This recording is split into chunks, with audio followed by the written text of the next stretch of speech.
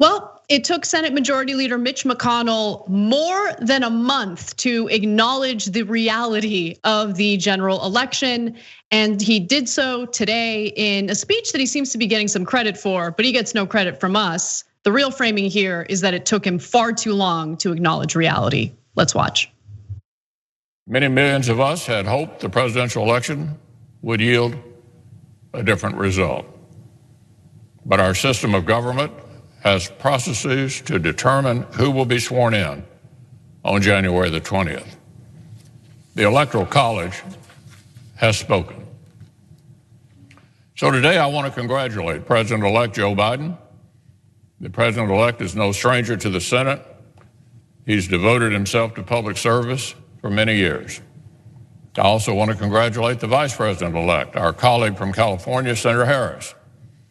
Beyond our differences, all Americans can take pride that our nation has a female vice president-elect for the very first time. Oh, that's fantastic. I mean, he could have shown the pride that he felt as soon as it was abundantly clear that Joe Biden and Kamala Harris had won.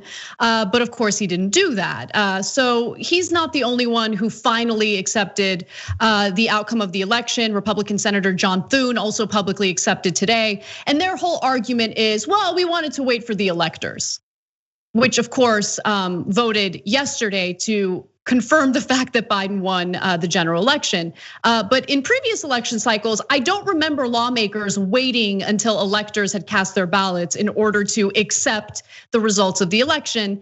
Now, of course, the crazies have come out, and Donald Trump, who has refused to concede, says he will never concede, put out a tweet following Mitch McConnell's statements. And although he didn't address Mitch McConnell, he did say this: tremendous evidence pouring in on voter fraud. There has never been anything like this in our country. Now, of course, there's absolutely no evidence of voter fraud. Even William Barr, the attorney general, said after working with the FBI, they failed to provide any evidence of widespread voter fraud. And then Trump also retweeted this lunacy from his lawyer, Lynn Wood, saying that President Trump is a genuinely good man. He does not really like to fire people. I bet he dislikes putting people in jail, especially Republicans. He gave Brian Kemp and the Georgia Secretary of State every chance to get it right. They refused. They will soon be going to jail. And then he photoshopped China flag masks onto their faces in this ridiculous tweet. It's just, these are hardcore Republicans, guys. Okay, like, Brian Kemp is not like some underground progressive. He is a hardcore Republican, and historically speaking, has been a giant bootlicker for Donald Trump. And arguably stole the election in a more effective way than Trump did from Stacey Abrams in the governor's race. He fixed it when he was Secretary of State. He did voter purges, so he took out Stacey Abrams' voters before they even went to the election. And so he's a Republican who's a professional at stealing elections. He just couldn't steal it for you after the fact, you schmuck. You're supposed to work with him before the fact to steal the election. That's what Republicans normally do. But you were too lazy and too incompetent. And now, guys, it is unprecedented, unheard of for a sitting Republican president to say that Republican governor of Georgia should be arrested and put in jail for following the law, for not for breaking the law, but for following the law. They cannot point to a single thing that Kemp did that is illegal. It's absurd. It's absurd. And they put them in masks like, oh, they're so weak. Look at them. Like they care about coronavirus. 300,000 dead Americans. And they're still bragging about how, and it's a Chinese mask, Chinese communist. Wait a minute. Didn't Donald J. Trump say that he fell in love with Kim Jong-un, an actual communist dictator? He said they wrote love letters to one another. That's totally fine, but look at them, they got Chinese masks on. And he says, now Donald Trump doesn't like to fire people.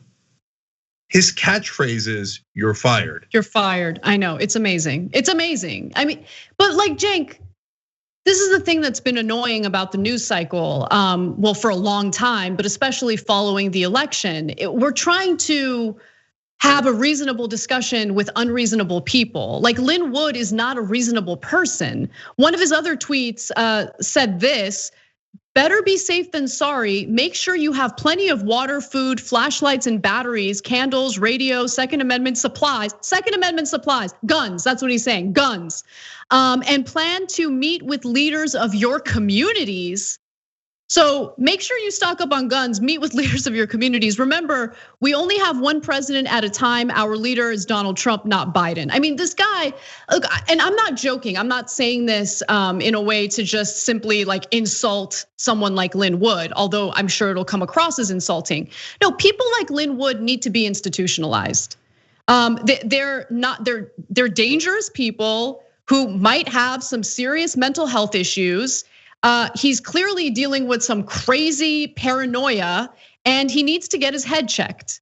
But he's being retweeted by Donald Trump at a time when we're seeing this giant threat of right-wing violence.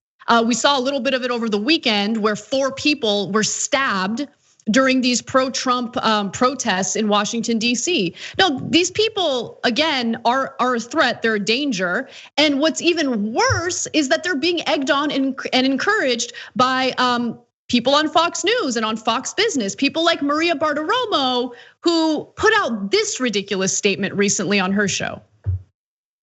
As we await today's Electoral College decision, an intel source telling me that President Trump did in fact win the election. He says that it is up to the Supreme Court to hear suits from other cases across the country to stop the clock. This follows the High Court's refusal to hear the lawsuit from Texas Attorney General Ken Paxton, challenging results in 4 swing states. Who's your intel source? Who is it? Who? They keep doing these stupid, ridiculous games that leads to violence, that leads to people. I'm just talking about average Republican voters who now genuinely think that this election was robbed from Donald Trump. It's so irresponsible and so dangerous. So I need you to understand that television news now doesn't mean anything. They're not actually doing news. So no responsible news organization would let Maria Bartiromo lie like that endlessly on air. They'd ask, hey, do you have a second source? Can your editor check the one source that you have? These are normal conversations you have in a news organization. Nobody's double checking her. There's no intel source that said, oh no, but secretly we actually do know that Donald Trump won. But I'm telling you, Maria, it's absurd. It's absurd. Oh, that one intel theoretical source knows something that the entire rest of the government doesn't know and only whispered to Maria Bartiromo and couldn't find a second person to confirm it and wouldn't tell anyone else in the press. It is beyond absurd. So Fox, by keeping her and Lou Dobbs on the air, let alone Hannity and Tucker Carlson, I'm not even going there. I'm just saying, like Tucker Carlson is a smart guy who is purposely malicious. Sean Hannity's a dumb guy who's purposely malicious, but that's a different category than the criminally insane like Lou Dobbs and Maria Bartiromo.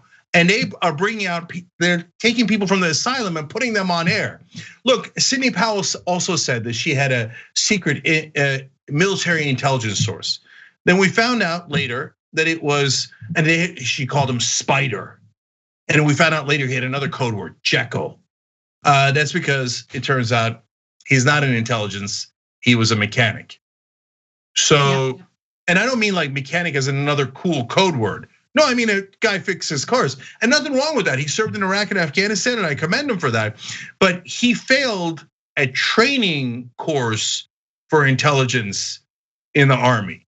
A training course he failed, and he says in his affidavit, he's like, in my professional opinion, as a mechanic. So no, these guys are totally full of crap, and that's it. I mean, no one can argue that Fox actually does news. No one can argue that except the rest of the cable news guys who think maybe one day I'll work at Fox, so I'll only tweak them here, right? And so last thing, guys, back to Mitch McConnell. So you say that you are so brave, and now the media is backing you. So brave for finally saying it. Hillary Clinton took 1 day to concede, and she had won the popular vote by 3 million. And her margin of victory was almost identical, or her margin of loss was almost identical to Trump's this time around in the swing states.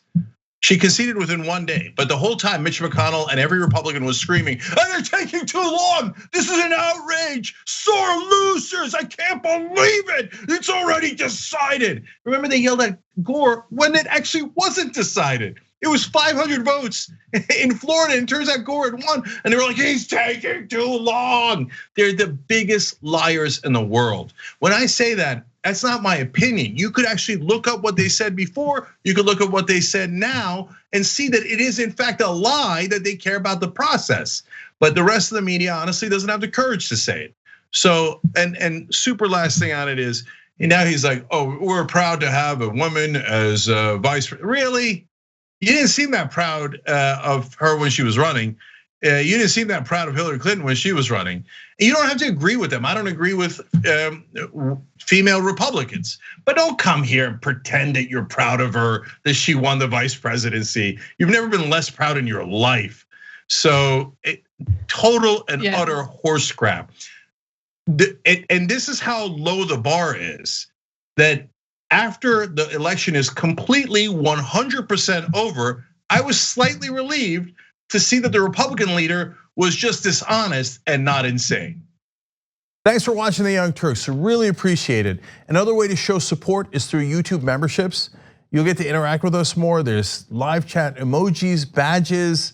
You've got emojis of me, Anna, John, JR. So those are super fun. But you also get playback of our exclusive member-only shows and specials right after they air. So all of that, all you gotta do is click that join button right underneath the video. Thank you.